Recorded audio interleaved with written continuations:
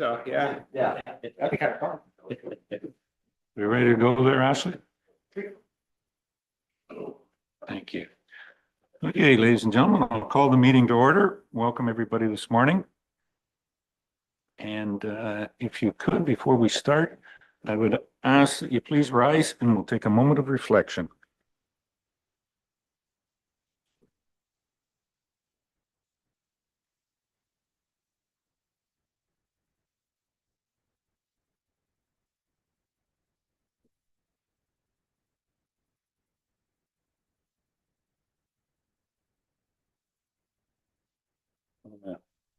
Thank you.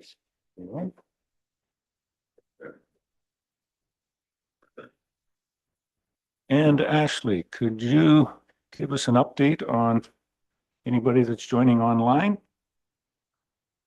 Thank you. And through you, Mayor Eccles, before I begin, at any point, if you get disconnected, you can dial 1-647-558-0588 and enter the ID for this meeting, which is 891-5626-2480. Both member of council and staff have been briefed on the various features of the Zoom meeting software and will be raising their hands physically to speak. For members of the public, if you require any technical assistance, please send a chat message to myself, Ashley Noble, Communications Coordinator, and I will attempt to assist you. It should be noted for members of the public that this meeting is taking place across two meeting platforms, both on Zoom as well as being live streamed on YouTube. Public participation, if any, must be done through Zoom. It cannot be done through YouTube at this time. Thank you, Ashley. Ask, is there any declaration of interest or general nature thereof from anyone? Deputy Mayor Tom. Thank you, Mayor Eccles. I will declare an interest on item 4.1, the Committee RE Toronto Maple Leafs Alumni Fundraising Hockey Game, as I am one of the organizers, and I have filed that necessary paperwork with the clerk. Thank With you. that, I will excuse myself. Anyone else? Seeing none, it can be declared at any time. Okay, that does bring us down to delegations. And I believe Ms. Diaz, is she joining us virtually? Because I don't see her in the crowd.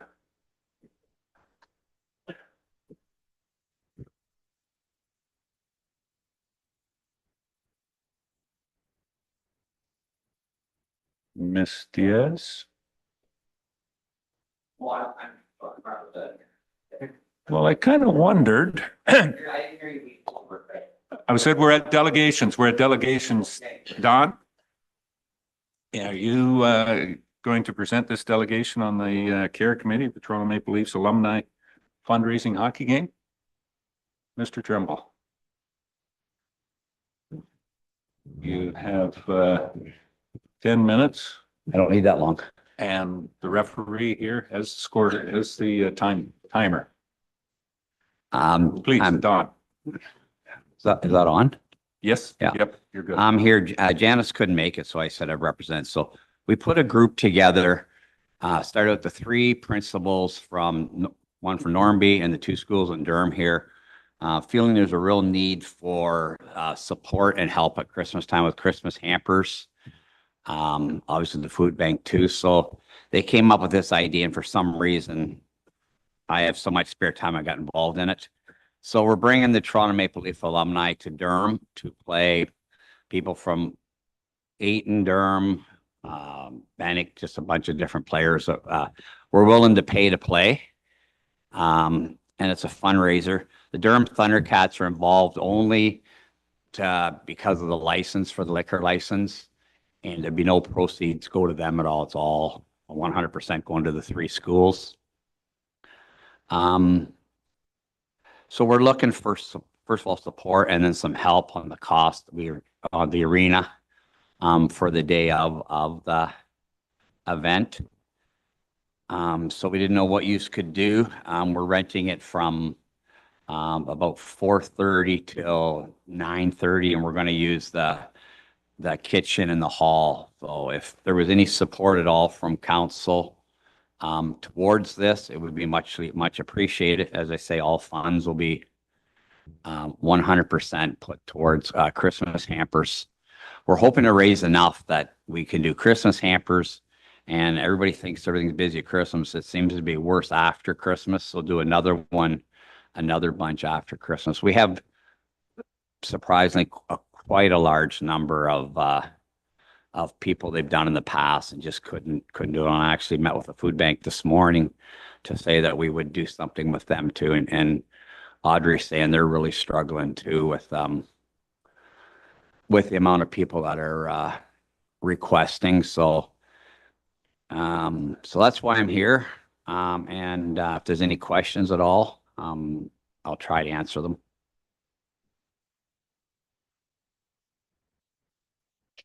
Any questions for Mr. Trumbull? Obviously, you're going to just to 9:30, so the Maple Leaf alumni will have enough of a beating by that time that they'll want to get out of town. Yeah, I would think so. But there's surprisingly how many people would pay a lot of money to play in that team. I'm a Toronto fan. I was a little shocked. Like how many people didn't want to play with them. They want to play on their team. So, Didn't want to play against yeah. them. So what we do is we sell spots to raise money. The players pay $300 to play against them and $500 to be on their team. And then a guy like Dennis Graham's going to pay $1,000 to coach the Leafs. So it's pretty neat to see how many people come forward, and we're doing a bunch of advertising. Our goal is 15,000 and I don't think it's unrealistic. Thundercats, I say we're looking after selling tickets, the bar, the hall, anything at all to do with it. No Thundercats are on the team. We've picked ex-Thundercats and people from the community that we best think that we'll bring a lot of people. So, and we got the school involved. Hopefully we'll have a choir put together from the schools to sing "O Canada." It's $30 to get into the game, and you can get a VIP pass for $125. What that does is get you into the hall at 5 o'clock, and you get to meet with the players, and you get fed some food, and can get anything signed you want, any memorabilia. If you have a shirt or something you want signed, they'll do all that, and they're donating some stuff back for draws too. So it's pretty exciting. Tom's a big part of it too. He done this 10 years ago with the Montreal Canadiens. So we feel it's going to be successful. I'm pretty excited about it. Will they sign my Islander sweaters? I'll get Tavares too. Okay. Anything else for Don on this?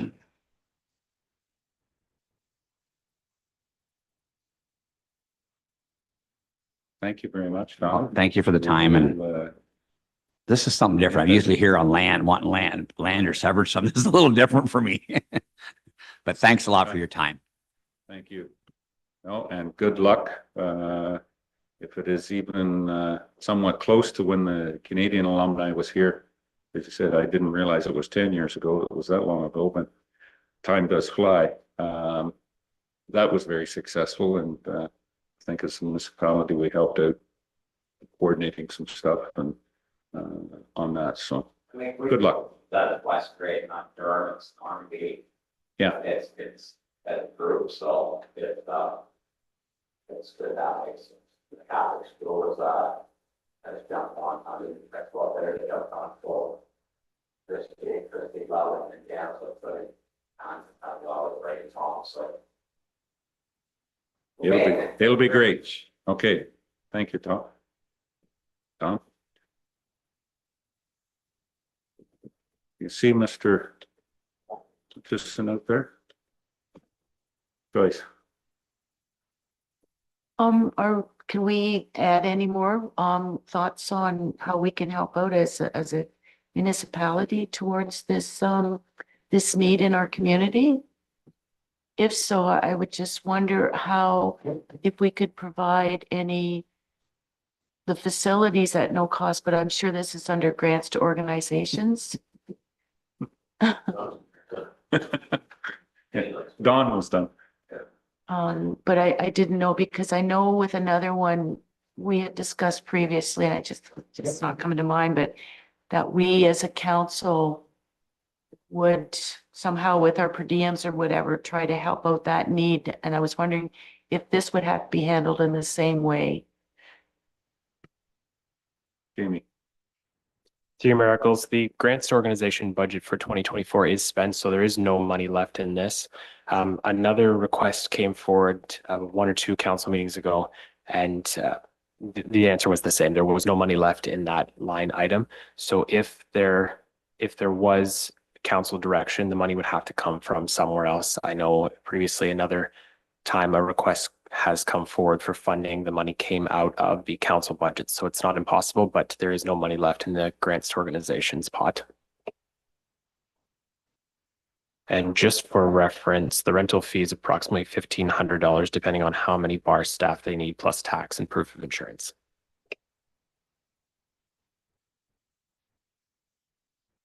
Councillor Hutchison? Yeah, well, I think it's very worthwhile cause for sure. And it's unfortunate that we're sort of in a situation where we struggle to support some of these things. And it's unfortunate our treasurer is not here today, given her circumstances, but because sometimes she has some thoughts and some good ideas. So I hope that we can have further discussion on this. I don't know where it's going from here, but I would hope that we can come up with some way to support them, and I don't know what that is right this time.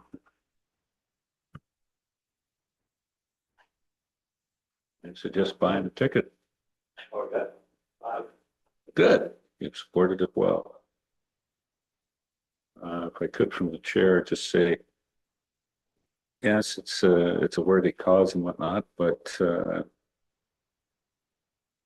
I think the other thing is on these fundraising things, when you're looking at facilities, you've got to take in the cost of that, whether they're renting our facilities or renting a private facility.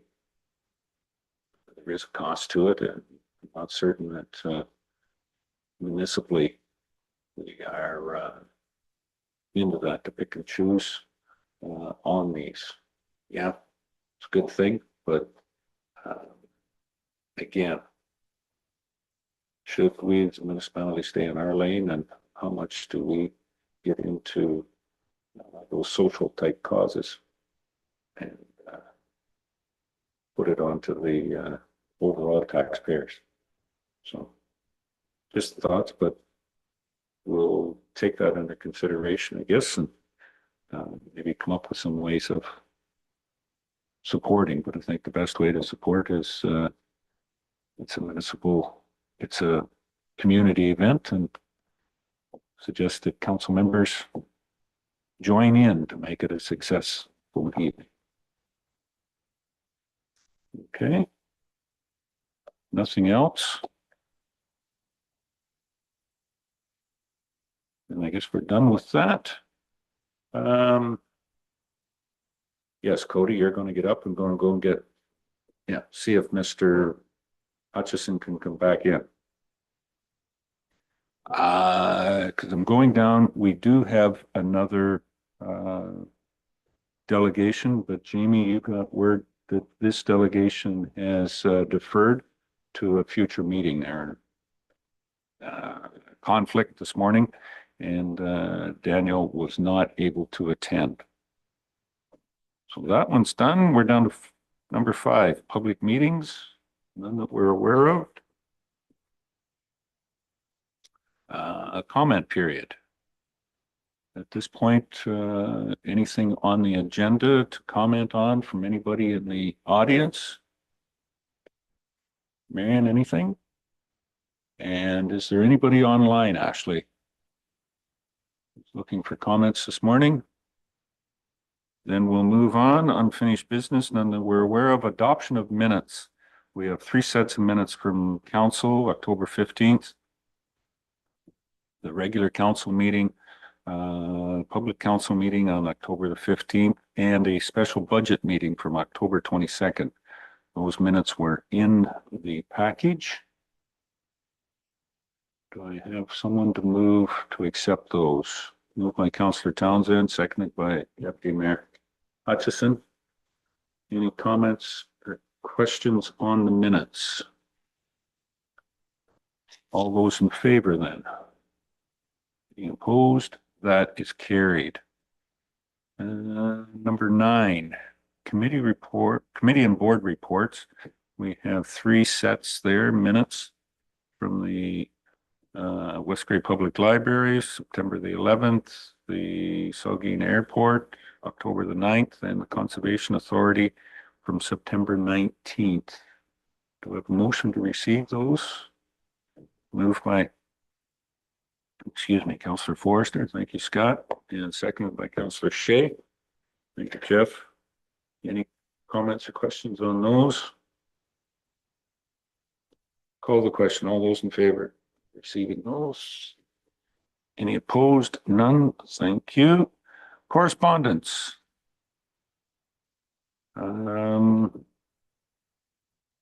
We do not have, not aware of any that need direction. Correspondence was in the package. Does anybody want to pull? Sorry, Councillor Hutchison, go ahead. Yeah, I'd like to make a comment, or I have a question, I guess, regarding number 1. So I don't know if we need to pull it, but and then I'd like to support number 3 and 4 seem to be the same thing. It has to do with a good roads correspondence sort of thing. So I'd like to support that one, and the last one, which is number 6. So I'd like to pull a couple of them and make the clerk aware of that, and a question regarding number 1. So not sure how you want to go about that, but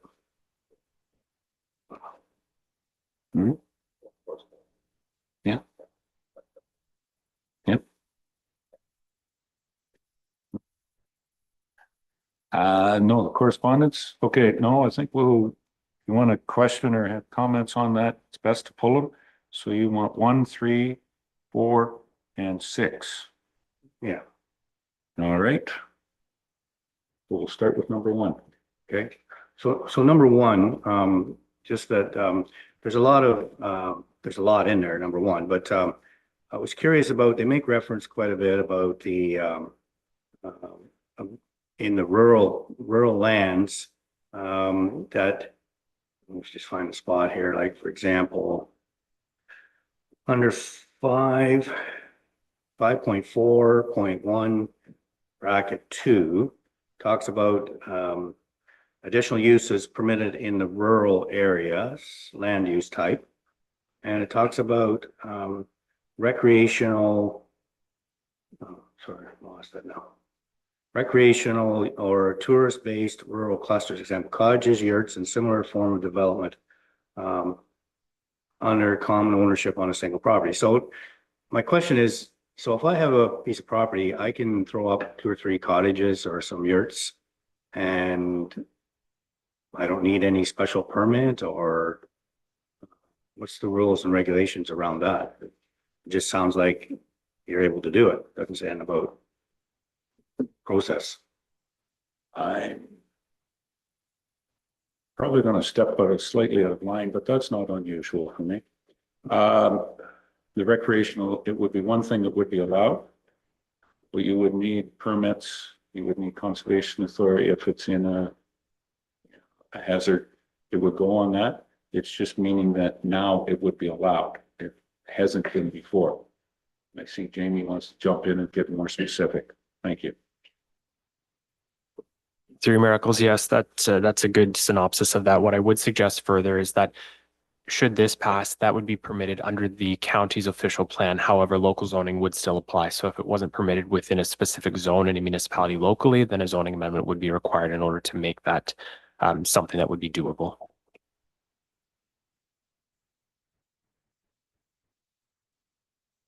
That it for that one? Yep. All right. Fine. And that meeting is Thursday, is it? Got that correct? Yeah, public meeting and it's online. Via Zoom on that. Okay. Your next one was number 3 and 4.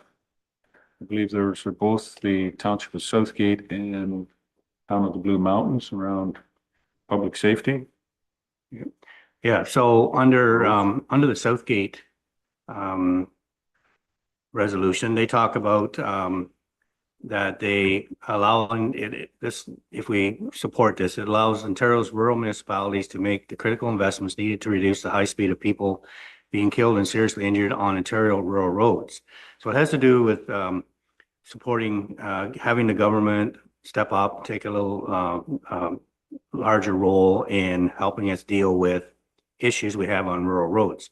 So under the Good Roads one, which is on page 70 in our agenda, it says to deal with this crisis, Good Roads is designated a multifaceted rural road safety program and have been in discussions with the Ministry of Transportation to fund it. The program would target the municipality's most dangerous roads, perform road safety audits, and install modern safety infrastructure that prevents serious injuries and save lives. This program is designed to be cost effective while also providing rural municipalities with a direct means for addressing risk associated with their roadways. And it's a 5-year program worth 183 million. So obviously, I think this is a step in the right direction. I think it's something that we should support. Hopefully it goes through. This is Good Roads that's pushing it, but the ministry seems to be on board when, well, we'll see, I guess. But so yeah, I like to support that one just based on we quite often deal with issues with traffic and speed on our rural roads, and I think this might be a step in the right direction. Okay, Jamie?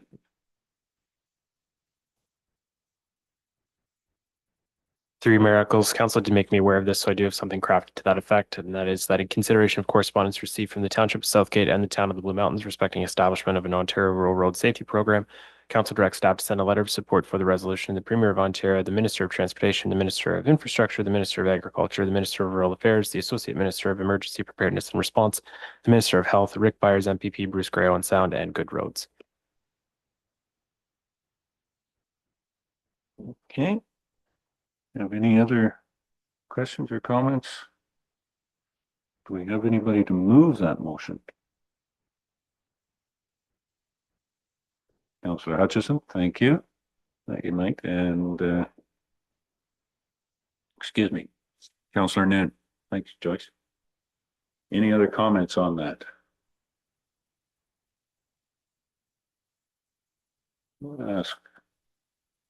I would like to make a comment on it, so I'm going to ask Tom to take the chair. In reading through this, if I could, Mr. Chair, in reading through this, it sounds like the Good Roads is trying to make in my mind, is trying to make themselves a job. The engineers that are on staff at Good Roads want to propose a rural road safety program and trying to get the Ministry of Transportation to fund part of that. And I don't get how much of the $183 million that they're suggesting that they're going to get there that is going to lead to municipalities getting funding out of that to improve our rural roads.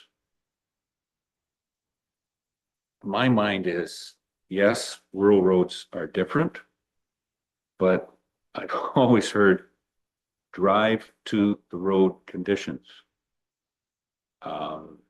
And there's a number of individuals that have come from driving constantly on paved roads that have no clue on how to drive on my apologies.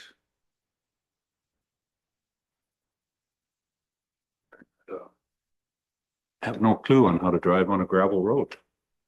And we know that, yeah, especially one that's been freshly graded or in the spring when we have applied gravel, how different that is. Having a task force set up to develop a road safety program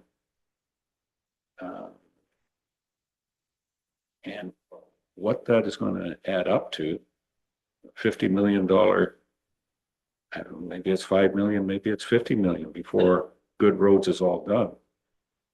I don't see the value in it, quite frankly. An education program, or do we need a sign on every road that's gravel? This is a rural road. It's considerably different. Drive to the road standard. Just in looking at this, that was what I got out of it. That, yeah. Thank you. Okay, thank you, Mayor Eccles. We do have this moved to second. I just wanted to clarification by Councillor Hutchison, seconded by Councillor Noon, correct? Okay. So any other comments? Go ahead, Councillor Noon. Thank you. And to Mayor Eccles' statements, I agree, but then I look at it too, that maybe this is a stepping stone that to safety is so important, and yet maybe it's another link to help with our infrastructure needs of how to improve rural roads in Ontario. So I just look at it as another support mechanism for the cause. Thank you. Okay, any other comments down this end? Go ahead, Councillor Hutchinson. Yeah, I agree. When I first read it, I was looking for the details of what it was all about, and it does explain a little bit when it talks about, targeting safety audits, and so on. So I agree, there's not a lot of detail in there and whatnot, but anytime I see someone who wants to throw money towards municipalities, I'm on board, because we need the money. So wherever it comes from, and true, we don't know what we would end up with out of all this, but I do think it's an area that we continually have people concerned about the roads and the speed and what, the condition they're in and so on. So I think anything we can do to support that is a bonus. Maybe we get nothing out of it. I don't know, but at least I think it's a step in the right direction. Okay, any other comments or questions? We do have it moved and seconded. Recommendation, we need the recommendation right back or the motion. So call the vote. All those in favor, can you raise your hands, please? 2, 3, 4, 5 in favor and opposed. I see 2 opposed, but that motion is carried 5-2. And I will, at this time, I'm going to transfer the chair back to Mayor Eccles for the next item. Thank you. And so that's 3 and 4. Southgate was the first one, and number 6. Background or solve the crisis campaign. Is that the one, Doug? Okay. Go ahead. So yeah, again, this has to do with the whole homeless situation and across the province, and I think it's provincial rather than federal, but it has to do with the issues, and obviously the information they give us, a lot of it has to do with the major cities and what they're dealing with, but we do have a bit of it. But I think anytime we can support trying to get more and more people off the street into housing is important. And this group that's involved, it's called Made in Ontario Action Plan. We're proposing, and so a couple of things that they mentioned, that it's humanitarian crisis unfolding in the streets of our cities, large and small, urban and rural across Ontario. So it does affect us, and we know from some of our areas that we do have cases. They're talking about creating hubs, and it gives different examples. I think some of the important parts were that we support the Solve the Crisis.ca campaign, that the province officially makes homelessness a health priority, and the provincial government strike a task force with broad sector representatives, including municipalities, regions, healthcare, first responders, community services, the business community, and the tourism industry to develop a Made in Ontario action plan. So again, I think it's trying to put more pressure on the government to give us help, give the communities help with dealing with the homeless situation. So I think it's a worthwhile one to support. Thank you. Okay. Any further comments on that one?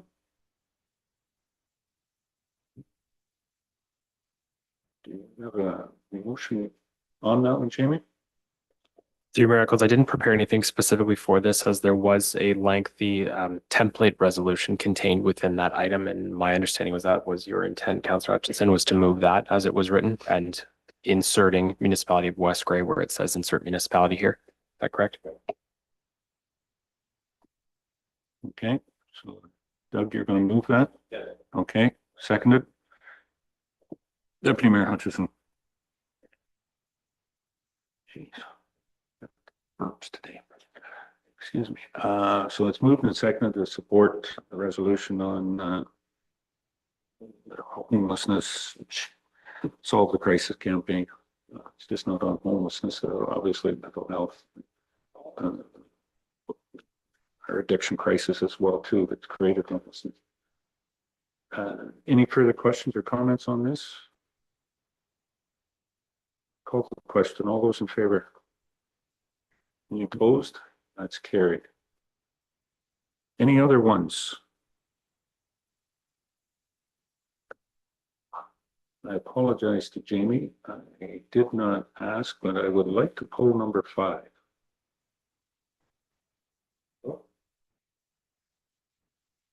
Again, I'll turn the chair back over to you, Mr. Hutchison. Okay, I'll go ahead. Number 5 is East Ferris municipality in Northern Ontario, just outside of North Bay. Their former mayor was the chair of Roma for years. I'm surprised that Roma or East Ferris thinks that Roma and AMO joining together, that's a great thing. But one of the other things was that even changing the AMO conference from the summer, that we should maybe go to the winter and be a hybrid participation. I'm not sure where this one came from, other than the fact that we just passed a motion. I think that was at the county a couple of weeks ago, to the Roma and OGRA get back together, and that those two conferences that ran together for a number of years, that those two get back to joining because of the symmetry between Roma and OGRA. And now East Ferris is wanting them. I can't support this one whatsoever. And for that fact, if it's something that comes up, and I guess the surprising thing is that the May 16th, 2024, the correspondence received from Roma Chair Robin Jones. And at the AMO conference this year, Robin Jones was voted in as the chair of AMO. That was kind of a little strange, but anyways, I just can't support this, so I wouldn't make a motion. We'll just have it to receive. But thank you for letting me have the opportunity to speak to it. Okay, thank you. So that's just a statement. So what I will do now is I will hand the chair back to the mayor for item number 11. You. Okay. Yes, I think we've got to go through 10 to receive the rest of the correspondence for information. So that would be 1, 2, and 5. Amy? All the rest of correspondence be received for. Moved by Deputy Mayor Hutchison, seconder. Councillor Townsend. Doug? Any further questions or comments? All those in favor? Any opposed? That's carried. Thank you. Number 11. Yeah, we're down to staff reports, 11.1.1. He was here. Oh, there he is. Now yeah, hiding behind the screen back there. Corporate and Community Initiatives Officer, Mr. Hewitt Mulberry. I might have to take a recess after just introducing it, for God's sakes. There's a lot to that title. Cody. Thank you. Durham Town Hall Park naming request. Yes. Yours. Go Thank ahead. you. And through you, this is a report back from the previous report I brought to council with regards to the Durham Town Hall Park naming request. We had launched a public engagement campaign in which 24 responses were received with the request to rename the park the Durham 150 Park. Out of those 24 requests, 14 were opposed to the renaming, with 10 supporting the renaming. Many of the respondents quoted the current name is a good fit for the park and renaming is unnecessary, so seeking council direction on the naming of the park moving forward. Questions, comments? Who wants to jump in? Councillor Hutchison. Doug? Yeah, well, I think I think we need to support what the community has said. The majority supported leaving it the same. I am a little disappointed in the number of respondents. We only have 24, but 14 of those 24 did say leave it the same. So I think it's worthwhile. I think it's important that we listen to our community. And also it's not like the Lions Club doesn't have their name. They have their name on the splash pad, so they do get credit for that, which they've done. And then I guess the pavilion has to be named yet too. So, yeah, I support leaving it the same. Thank you. Okay. Any other questions or comments? Councillor, sorry, Deputy Mayor. Thank you, Mayor Eccles. And I would echo what Councillor Hutchinson said there in that statement. So I won't carry on with that one, but I think there is another opportunity from what I'm understanding this one coming forward. So there might be an opportunity to rename something else or name something, if you will. So I think supporting the majority of what the responses were is where I would land on this one. Thank you. Okay. Anything, Cody? And if I may, through you, just a further point for clarification for council. Between the time that this report was published until today, we did receive sponsorship from the West Great Durham Lions for the pavilion. So the pavilion will be named after the West Great Durham Lions. Let's go. So we're no longer seeking sponsorship for that asset. Amy, what do you got? Three Miracles. Procedurally, if council wants to rename the park, a motion providing direction or officially recognizing the park as the Durham 150 Park would be required. However, council wants to forego renaming the park, then a motion to forego renaming the park would be required. So depending on how council wants to proceed, I do have a motion for each crafted. Okay. Anybody want to move one of those motions? Councillor Townsend, Doug? I will move the motion to forego the renaming of the Durham Town Hall Park. Okay. Second. Doug too. Councillor Hutchison. Any questions or comments on that motion? Call the question. All those in favor? Any opposed? That's carried. Okay. 11.1.2. Riverside Park Trail. Cody? Thank you, and through you. Second report providing further follow-up to council. As council will remember, last season, we had launched a pilot campaign permitting the Durham District Trailblazers to use the section of trail running from Riverside Park to Douglas Street as part of a pilot project permitting limited motorized use. Following that pilot, we had launched a public engagement campaign requesting trail user feedback on if they supported the limited motorized use of the trail. On that survey, just shy of 69 responses were received, in which majority of them were supportive of motorized use on the trail, with 33% opposed. However, out of that 33%, half of that 33% was supportive of motorized use should certain precautions be put into place, such as limited speed signs, um, noting the blind curves, that sort of signage, meaning that approximately 85% of respondents were supportive of the limited motorized use on the trail. Okay. Any questions for Cody? Councillor Hutchison. Doug? Maybe it's not so much a question, but a statement. The survey results, I'm glad that we got the response on this one that we got, because it has been a lot of discussion on it. And in this, it mentioned about motorized being snowmobiles, so we're not talking ATVs. So my thoughts are, if we're not going to allow ATVs, we have the gates up there to restrict that. I think we need to get a gate off of Douglas Street.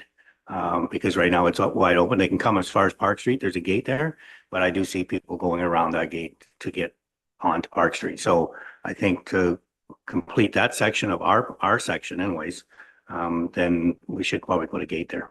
Thanks. Any further comment on that one? Go ahead. If I may, our funding with regards to trails is fairly limited at this point. So we may not be able to install a gate in this season. However, we can look at other natural barriers to create or to limit certain motorized use of the trail. Further, Doug? Yeah, and just for clarification, like the gates become open when the snowmobiles start using the trail, right? So I mean, once we get enough snow that they can actually use the trail, but then they become closed once that season's done. So good, thanks. Yep. Okay. Do you have something crafted for this one? Okay. So there is a motion in the report there to work with the Snowmobile Club, to keep the trail open. And just surmising it. Anybody want to move that? Councillor Forster and Councillor Townsend. Any further discussion on this one? All those in favor, call the question. All those in favor? Any opposed? That is carried. Okay. Thank you, Cody. 11.2, Director of Infrastructure and Public Works. Good morning, Director Aiken. Morning. And Jeff, you have one we dealt with from a delegation at the last meeting, I guess it was. Yeah. Comments on your report? Yeah, my report generally summarizes our standard business practice and how we handle these types of claims. And I think my report, for the most part, speaks for itself. Okay, thank you. Any questions on this? Councillor Noon. Joyce? Thank you. I had the understanding you were going to look into it. Is there any drainage that you're doing on the road so that it doesn't to try to prevent it coming into Mr. Bishop's property? Go ahead, Jeff. Yeah, through you, your worship, we are looking at a ditch, but in this case, the road is not the issue. I don't believe there's anything that we can do that would alleviate this problem. Go ahead further, Joyce. Okay, so it's not the road, but it's the environment, like it's the rain when there's excess rain, that this is where the problem lies. But if ditching were put in place, it would help alleviate the drainage issue coming onto his property. The primary issue is the building is lower than the road and it's generally a wet area encompassing the property. So adding a ditch is not going to in and by itself resolve this issue. Okay. Anything else? So we have a motion. It's that's the recommendation is there. Do I want to send somebody to move that?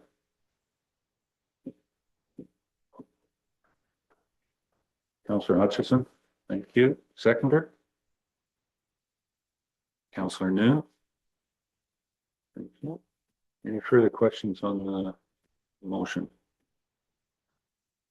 Go forward with the recommendation. Further discussion, I'll call the question. All those in favor? Opposed? That is carried. Okay. Thank you very much, Jeff. You're welcome. 11.3, Director of Legislative Services. Just like to see how short and concise those last two reports were. And this one will be as well too. Jamie. Thank you, Mayor Eccles, and through you, just high level, procedural bylaw ensures effective governance by providing a clear framework for conducting meetings and making decisions. The current procedural bylaw was enacted in 2021 and is in need of an update to ensure effective governance and promote transparent and accountable government. Regular reviews and updates to the bylaw can streamline operations, making municipal governance more efficient and responsive to evolving changes. I can go through each of the sections, but I think if there's any questions specifically, rather than me reading out the report to you, I'd be happy to take any questions on the report. And just for clarification, the direction being sought is for council to direct staff to bring forward a bylaw to adopt an updated procedural bylaw and repeal the current procedural bylaw. Any questions or comments? Councillor Hutchison. Well, first of all, I just like to point out a typo because I know Jamie's big on detail here. So in the budget amendment vote on page 97, there's a bit of a stutter there, Jamie. So you may want to just correct that. To pass. Yes. Okay. Not a big deal. But I know Jamie likes to have things correct, right? So Absolutely. and then just a question about the pecuniary interest versus interest. And I remember when we had our technical, is this a topic of discussion type? So do we have pecuniary interest anymore, or we just have interest, a conflict, basically a conflict? Mr. Eckensweiler. Thank you for the question, and that typo was in there just to ensure that council was reading the bylaw. So thank you for that. It's you've all passed. Thank you. Well, we've passed the test today. Thank you. And thank you for the question on interest. So specifically, there are multiple types of interest. Pecuniary interest refers to interest involving money and financial components. So while a pecuniary interest still exists, it's not necessarily the most common type of interest that council may have. So removing it altogether would be a little bit misguided. So it's still in there because if council member has an interest in something that would involve money, a pecuniary interest would still be the most appropriate interest to declare outside of just a regular interest or a non-disqualifying or disqualifying interest. Okay. Any other questions on the procedural bylaw? Then the motion was there to, the recommendation was in the report. Prepare the bylaw and bring it forward for adoption. Do we have a mover and a seconder for that? Moved by Deputy Mayor Hutchison, seconded by Councillor Forrester. Thank you. Okay, any further comments on the motion? And I will call the question. All those in favor? Opposed?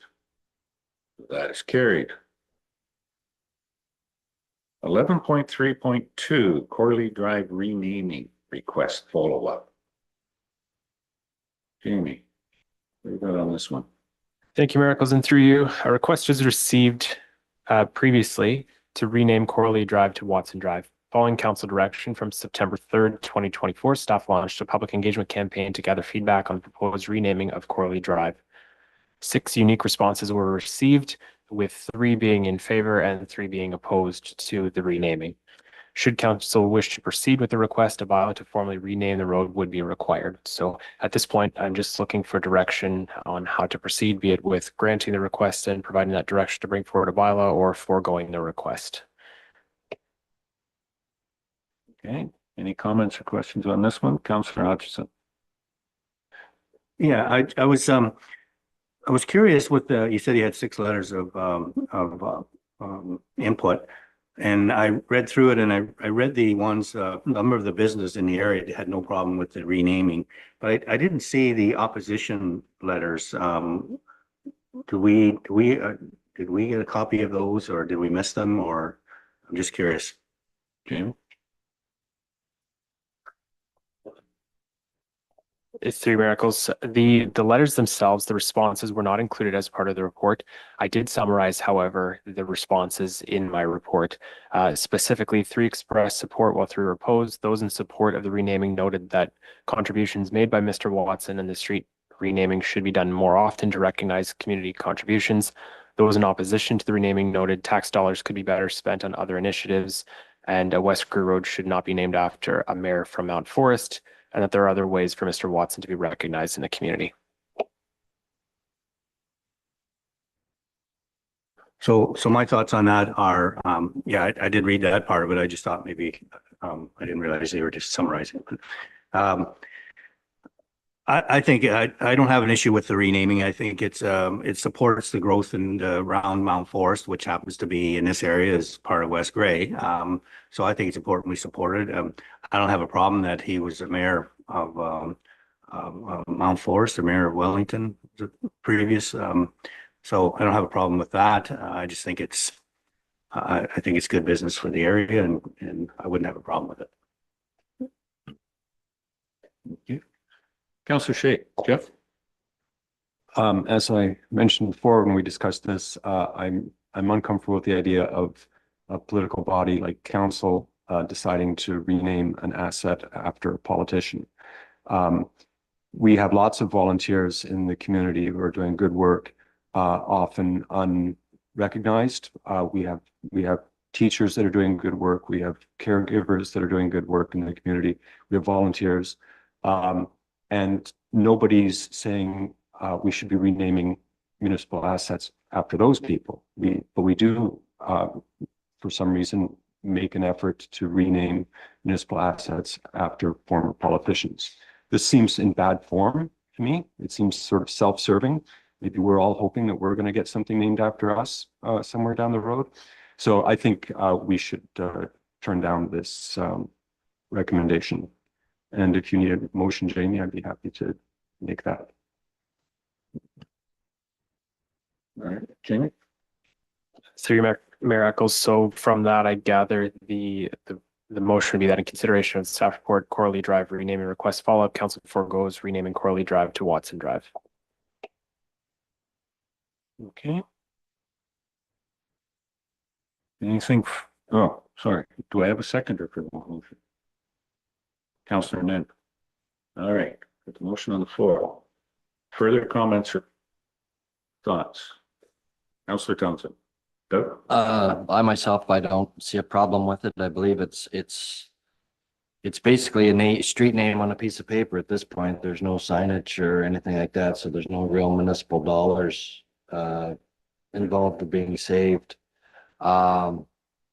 The developer who's developed a lot of that industrial park down there obviously is the one that is kind of driving this in recognition of the mayor of Mount Forest, who was helped spearhead this along with our own I guess he would have been Reeve at the time, yes, up here. So again, I don't see any problem with it, and I will be voting against this motion.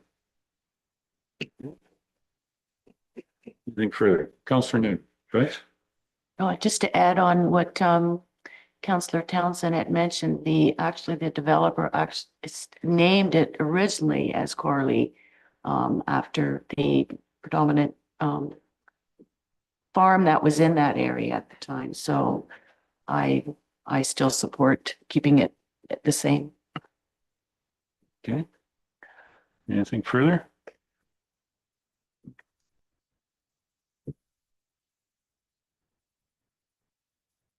Go ahead, Doug. And we have the motion read again. The motion, it's not clear on the motion. Motion moved by Councillor Shay, seconded by Councillor Noon, that in consideration of staff report Corley Drive renaming request follow-up, council forgoes renaming Corley Drive to Watson Drive.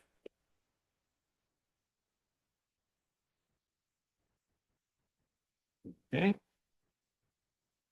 Thanks. Any other questions on the motion? Call the question. All those in favor? Any opposed?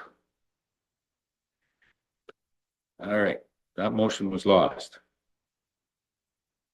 Do we have anything else? Councillor Townsend.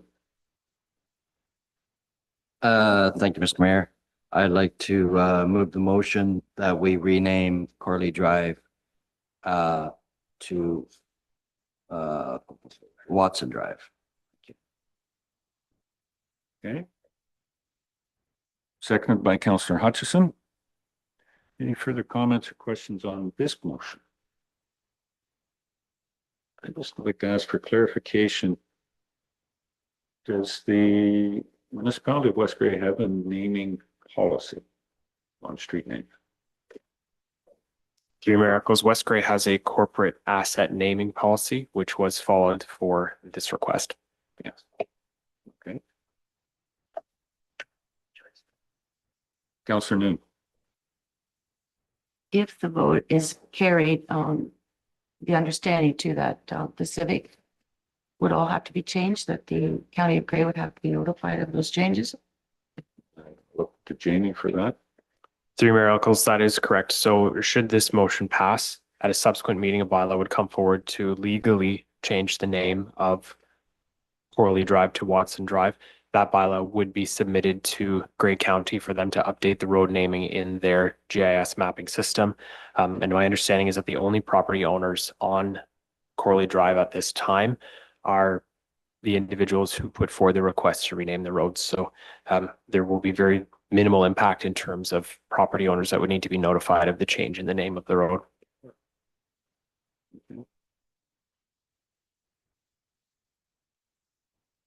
And just as a clarification, in our naming policy, it does not state that a street shall be named after an elected official. Somebody can bring it forward, to recognize anybody. More to your point, Jeff. Yeah. Comment, go ahead. And we did have in last term of council a debate about renaming an asset, the Heritage Bridge in Durham, after a former politician who was instrumental in making that, having that asset preserved and sort of saving it from destruction. And as deserving as that would have been, I think council just felt that it was not appropriate to be naming an asset after a politician. So we chose not to. So I'm disappointed that we're going to name this asset. I'd almost like to add an addendum. What's it called, Jamie? Pardon me? Amendment. That we also rename the Heritage Bridge after Carol Lawrence, but I'm not going to do that.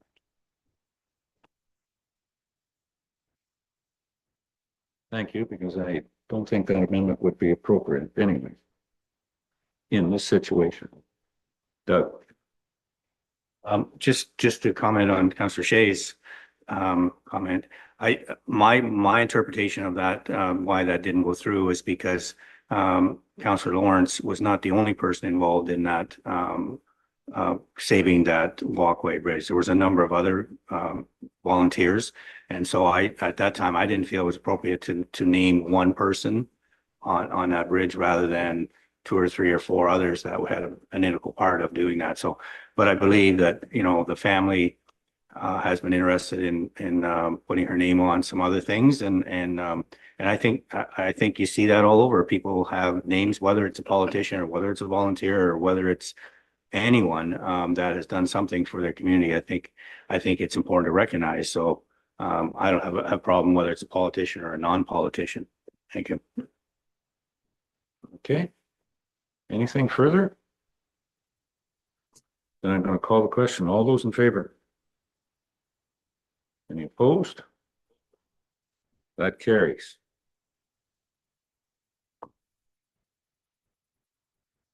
By the slimmest of margins. Okay, that's it for staff reports. Jamie, number 12, questions. Any questions? Counselor Hutchison. I'd just like to bring a question forward, and maybe just it's to our Director of Infrastructure, who isn't here at the moment. But I have had the discussion with him. Just in our agenda today, the Good Roads put forward a resolution about trying to do something about our roads and safety and so on. We had an incident on the Durham Road East where someone was clipped recently, within the last month. And I know the residents are very concerned with the safety, and I would like us to, I know in the budget coming up, we're going to have discussions about what projects will go forward, and the sidewalk on Durham Road East is one of those projects. But as I said to our director, I don't hold my breath on that one because it's tied to the development, the Bruce development up there in terms of when they go ahead, there'll be need for storm sewers. And then that'd be the time to do the sidewalk. So I think in the meantime, I would like to have the discussion about whether we can do something in terms of a stop sign on Durham Road East, given that it is a known bypass, but now it's a residential area. And there's a lot of people walk that road. There's even kids riding the bikes on there, and it's not very safe. So I just wanted to question, I guess my question for the director is, what is the possibility, or is that something that could happen in terms of putting a stop sign on Durham Road East?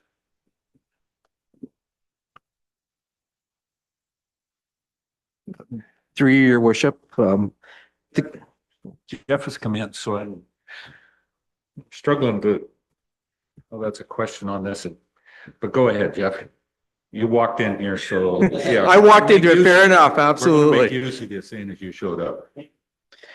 So the thought about the stop sign is interesting, but the challenge is for those coming off concession to heading west, it doesn't really address any concerns with the traffic going that way until we actually can do the full urban profile and put the sidewalk further out into the boulevard. So I don't think a stop sign in by itself resolves the issue. At this point in time, I still see it as an enforcement issue, and there have been multiple communications with our police service on that issue. Okay. Any other questions?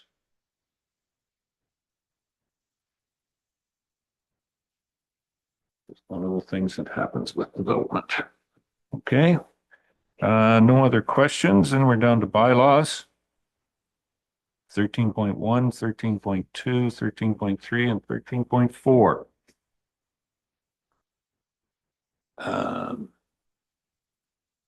Do we have a mover to move bylaws? Move by Deputy Mayor Hutchison to move all 4 bylaws. Do I have a seconder? Councillor Townsend, thank you. And any questions on the motion? Call the question. All those in favor? Any opposed? That is carried. Any new business? That'll be clarified more in the new procedural bylaw when that comes forward. Will change slightly the wording on our agendas. Announcements. Anybody have any announcements? Councillor Noon. Thank you. Under announcements, can I note recognition on an individual? Well, you're announcing the recognition, so yeah. Well, Yeah. I just wanted to, I don't know if anyone's seen the last Hanover post that was put out, but Mary Lou Peffer is our correspondent for the area, and she made a wonderful outline on the Bridge Open House. And I just think she needs that recognition, that people that didn't make it could see it in the paper, and she noted everything that was needed to be said. And I just wanted to have that recognition known. Thank you. Very good. Counselor Forster, Scott? I just wanted to make note about the craft show happened on Saturday in Newstead. Had just under 1,500 people in. It was a very busy day. And the weekend before was a Halloween event in town here. It also was very, very busy. And we had all 4 seasons of weather.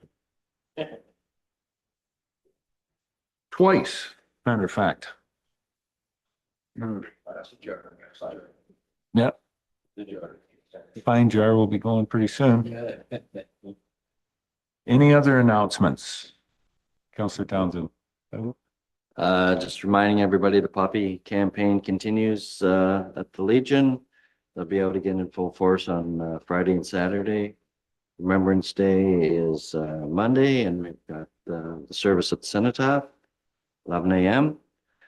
And other than that, the other thing is South Bruce Grey Hospital's having a little get together with the community again on the 12th of November at 6 o'clock at the Durham Marina, and be sure and register. Very good.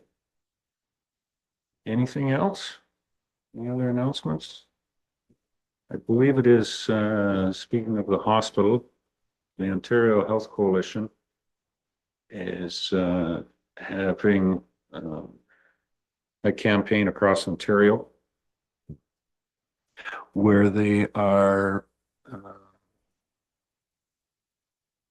bringing some light to or protest to the way rural and northern healthcare is happening and the attack on our public healthcare system. And they will be here in November the 27th, 9 till 10:30 at the Durham Town Hall with their Trojan horse is the campaign. So it's going across all of Ontario, but looking for anybody coming out and information and news on that day. We hope to have a good crowd out. As I said, November 27th, 9 till 10:30, but they'll be here in Durham. And then I believe, was the day before, they were in Chesley. I think that's what it is. I can't just remember. I know they'll be in Chesley as well too, but so in our area, they are presenting in 2 different places that day. So the fight for our hospital and 24-hour emergency care and beds is far from over. Okay. Any other announcements? Craft show was fabulous. Thank you to the staff and all the volunteers that put the craft show on. Scott, you had a lot to do with that. And just like to say that, again, there was, I thought, well over 500 people, but the Newstead Lions Club said there wasn't quite 500 people at the pork and kraut dinner. And I know, Councillor Forster, you and sauerkraut don't get along too well, your nose, but I love it, so I was there. And I even purchased 2 tickets, one for to eat there and another take-home package. So that was my supper again last night. Well done by the club as well, too. Okay. No other announcements? Closed session. And we do have a closed session matter in a couple of minutes to proceed with. So I will ask that we do now go into closed session. Consider the minutes of August 13th, minutes of October the 17th, and one matter regarding personal matters about an identified individual, labor relations or employee negotiations respecting a municipal department. We have a mover to move into closed. Councillor Hutchison and Councillor Forster. Okay. Can we have a break before we go into close? Just because we haven't had a chance to really look over the minutes. Certainly. And we could do a little break. Yes. We'll take a recess until 10:20. Maybe 10 minutes, 11 minutes? Okay. We will recess and come back and vote on that motion when we come back. All right.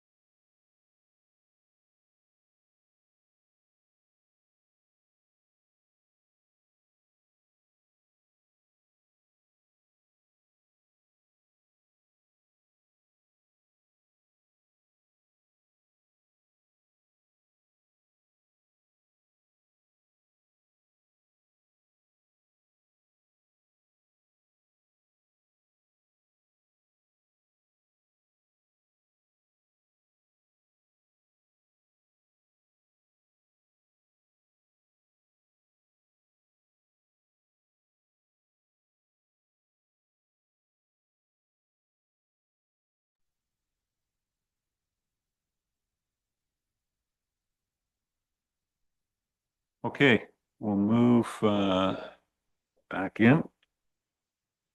Call the meeting back to order after recess. And we have a motion on the floor to deal with, dealing with going into closed session. All right. No comments on that. Call the question. All those in favor? Any opposed? That is carried. We are now into closed session. You've got things shut. Ashley?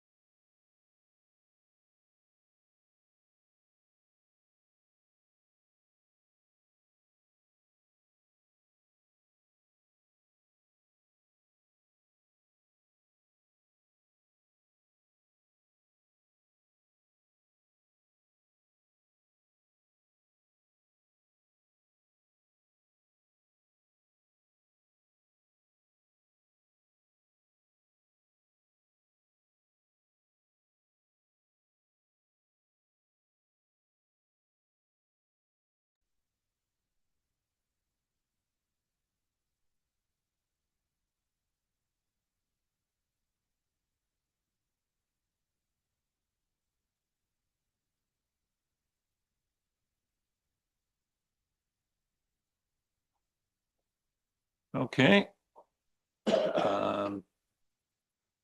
Welcome back to our open session.